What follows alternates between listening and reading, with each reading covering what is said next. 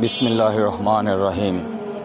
করাইল বউবাজার বস্তিতে ভয়াবহ অগ্নিকাণ্ডের ঘটনা থেকে শুরু করে বাংলাদেশ জাতীয়তাবাদী স্বেচ্ছাসেবক দল গুলশান থানা সর্বদাই কাজ করে যাচ্ছেন।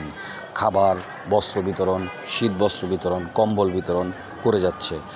ঢাকা মহানগর উত্তর স্বেচ্ছাসেবক দলের সাবেক সফল দুইবারের সাধারণ সম্পাদক আজিজুর রহমান মুসাব্বির ভাইয়ের দিক নির্দেশনায় গুলশান থানা স্বেচ্ছাসেবক দল অক্লান্ত পরিশ্রম করে যাচ্ছে।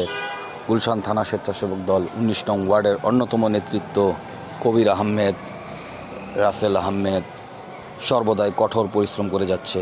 তাদের ঘরও ওইখানে পুড়েছে, তারপরও শাকিল আহমেদের নেতৃত্বে কাজ করে যাচ্ছে।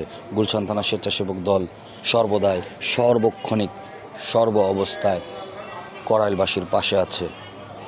বাংলাদেশ জিন্দাবাদ, বেগম খালেদা জিয়া জিন্দাবাদ, তারেক রহমান দীর্ঘজীবী হোক, প্রিয় নেতা আজিজুর রহমান মুসাব্বির জিন্দাবাদ, মরহুম শফিউল বারী বাবু অমর হোক।